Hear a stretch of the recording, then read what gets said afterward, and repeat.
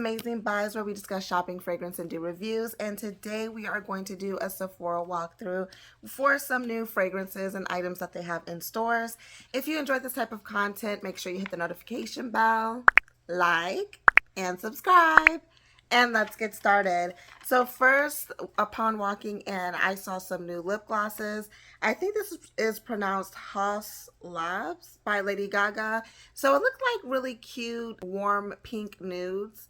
And I didn't try them out. I didn't buy any, but I just wanted to show you guys that they have it. I don't know if that product is new. I'm a little bit behind on makeup, but I really liked how the pinks looked. All right, so next up, we are going to get into fragrances, because that was the only non-fragrance item. And we are going to start off with Good Girl Blush Elixir.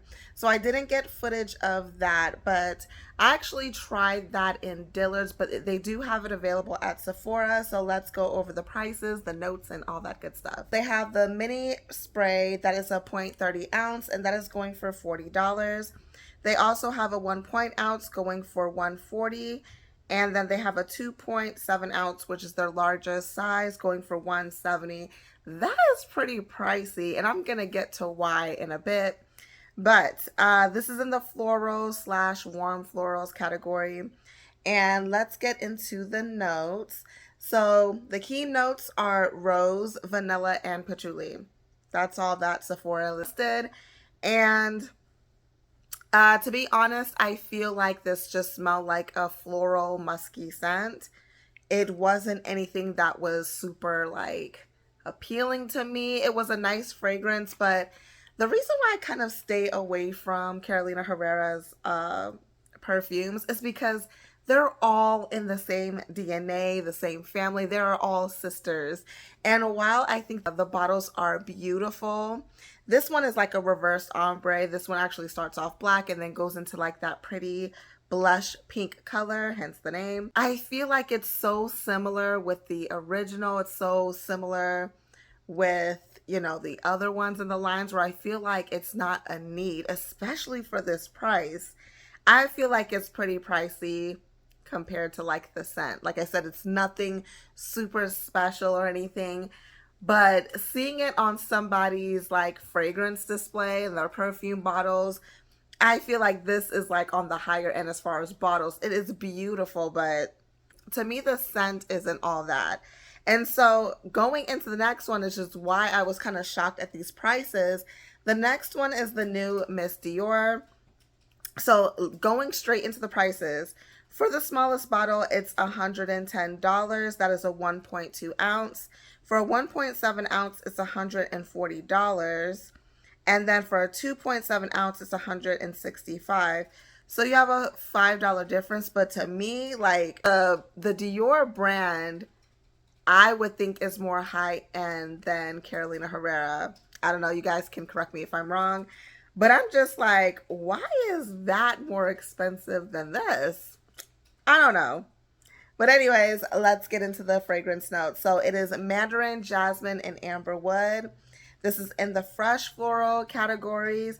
And I just wanted, looking at the bottle, it's so similar to the other one. I think the liquid, if I'm not mistaken, is a little bit brighter in the older one, in the EDP. But I smelled it side by side in store, and I will say that this one, when it says like it's a fresh floral, I feel like that is spot on. Like you do get the white florals in this new Miss Dior, and to me the white florals stand out a little bit more in this because it's fresh and like it's musky, but it's like a white musk type of scent. So it's a lot this new one is a lot more fresh. It's slightly fruity compared to the other one. So when I smell the older one, which is the EDP, that one is leaning more towards warm florals. It doesn't have like that fruitiness that the newer one has. And then that one, you do get the white florals in there, but it's like with the deeper musk compared to that new one. So you have fresh white florals, slightly fruity, and then the older one is warm florals, like warm white florals. So that is my comparison to the Miss Dior's. I guess that just depends on preference if you like fresh florals or warm florals. but it's not that big of a difference in my opinion. Okay, so moving along, we have the Seven Virtues Amber Vanilla. This one online, it actually says online only, so I was shocked to see this in stores. But this is a good one. For a 0.34 ounce, which is like the travel spray, is going to be $32. And then the 1.7 ounce is going to be $88. So the keynotes for this is amber, pink carnation, and vanilla. The fragrance family is warm and spicy. And I do understand why they put like a spiciness into this, because this one is like a warm ambery vanilla, but it has that pop in there, which I'm guessing is the pink carnation. So it's not your typical just average ambery vanilla scent. It has that like pink carnation pops out and it makes a difference. So I will say that this is really good for just like by itself. If you do wear it that way, I feel like it's going to turn into a skin scent and enhance how you smell, if that makes sense.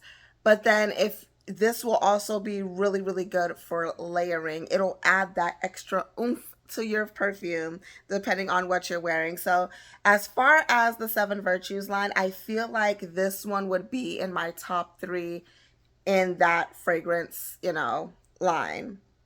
So I do like this one. I don't know about the projection. I feel like it's a bit too soft or sheer or something like that to actually pop out and project and, have people four people standing down like will smell you. No, I don't think it's going to do all of that. I just feel like it settles into your skin and mixes with your chemistry, and it'll smell like, it'll kind of cater to how you smell versus this is something that, someone down the hall in the office is going to smell. I don't think it's going to do all that. All right, moving along. I think this is pronounced Giselle, but I have reviewed the original one before. So this is a hair perfume actually. So the original one is just honey. This is the wild rose one, and I do like both of them. So it's a matter of preference when it comes to which one is better. If you like straight honey scents, go for the original. If you like honey and floral, then go for this one. So the notes for this is wild rose, vanilla, and I think that's pronounced Murcielahi honey. You guys know what I mean. But anyways, pretty much rose, vanilla, and honey, and that's exactly what it smells like. I think that it's a beautiful scent. Again, it's just a matter of preference if you want straight honey or if you want like a floral sweet honey scent. But either way, you can't go wrong with them. This one just smells a bit more feminine because of that floral note in there. All right, and then for the last one, we are going to review a new line called Salt and Stone. I was kind of eyeballing this one online and just waiting for it to pop up in stores. So when I went, I was looking and couldn't find it. And it was like in the skincare section pretty much. So I almost passed it, but I found it. So we are going to review it. So they have the fragrance mist, the body wash, and like different type of deodorants for this. So they have the stick, the aluminum free, and the serum type of deodorant. And this is a unisex scent. So we are going to start off with Santal and Vetiver. So this comes in a 3.4 ounce bottle for $45. So I will say it's pretty affordable. It's in the earthy and woody category. The scent type says warm woods. And the keynotes to this is Santal, Vetiver, and Amber. This is a straight Santal scent. If you like the scent of Santal, you will love this. In this line, I would say that this is the most masculine leaning one. So yeah, you have to love Vetiver to like this one. Next up, we have the Bergamot and Hinoki body fragrance. Again, this is in a 3.4 ounce going for $45. And this is in the earthy and woody category. The keynotes to this fragrance is bergamot, orange blossom, and hinoki. So in my opinion, this one was very citrus forward. It was slightly earthy, and then it was like fresh and woody. I feel like, if you like the fresh citrus scents with a bit of wood in there, like I said, the earthy scent was only slightly. It wasn't like bam in your face, like You know, sometimes they have the earthiness a little bit too much, like overpowering, but it wasn't too much in this one. So if you like citrus scents, I would say check this one out in this line. And then for the last one, which was the most interesting one, was Black Rose and Oud. So again, same ounces, same price. This is in the earthy and woody category again. And then the keynotes is Black Rose, Vetiver, and Oud. Guys, this one is a powerhouse. We're going to get into why in a bit. But this one, you definitely, it's not your typical rose. This is a dark, deep rose. You get the oud in there, and then this one, it smelled like some type of spice was in there. It wasn't just the oud. It smelled like it had different spices in it. This one lasted all day. When I say all day, I sprayed it in the morning, and I done washed my hands like 3 times since. And I sprayed it on the back of my hand, mind you. So I washed my hands 3 times since. When I was about to take a shower in the late afternoon, it was still going strong on the back of my hand. So this will last you all day. I don't think anyone would complain about projection, about how long it lasts. This is going to stay on you forever. Forever. So yeah, this one was definitely the strongest, the long lasting. And as far as if it's leaning masculine or feminine, I feel like it's right there in the middle. You have to like rose. You have to like oud. You have to like, you know, the different spices or whatever type of scent in fragrances. Then you will love this. But it's right there in the middle. It could go either way. I feel like if I had to choose, maybe slightly feminine because of the rose. But literally it could go either way. So that is pretty much it for my Sephora review. Let me know in the comment section if you checked any of these out and what your thoughts were on these. Someone in the comment section below, I want to say maybe it was a couple of days ago, mentioned about perfume prices going up, and I perfectly agree with that statement. They are rising on up, because some of these I was like, geez. Again, Dior, Carolina Herrera. It's not to say anything bad about like these brands or anything, but I'm just like, wow. Oh, and before I go, I have to mention this. So I think as far as what the app says, that the new Bridgerton collection collaboration going on with Bath and Body Works is supposed to release tomorrow.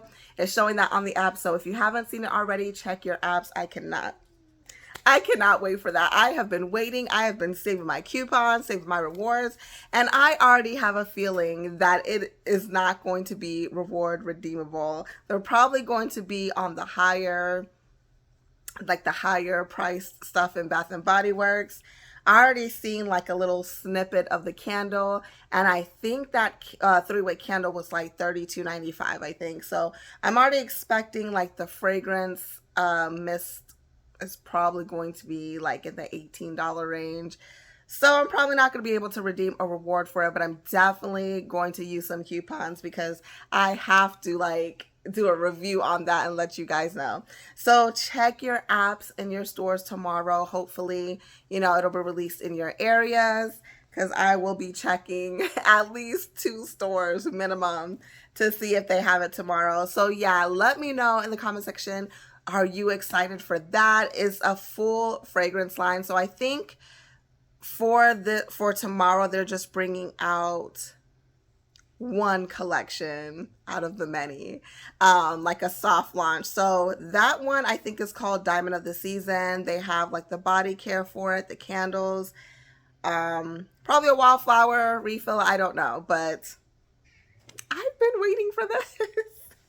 Let me know in the comment section what you guys think. Thank you for watching. And as always, have fun, stay blessed, and happy shopping. Bye.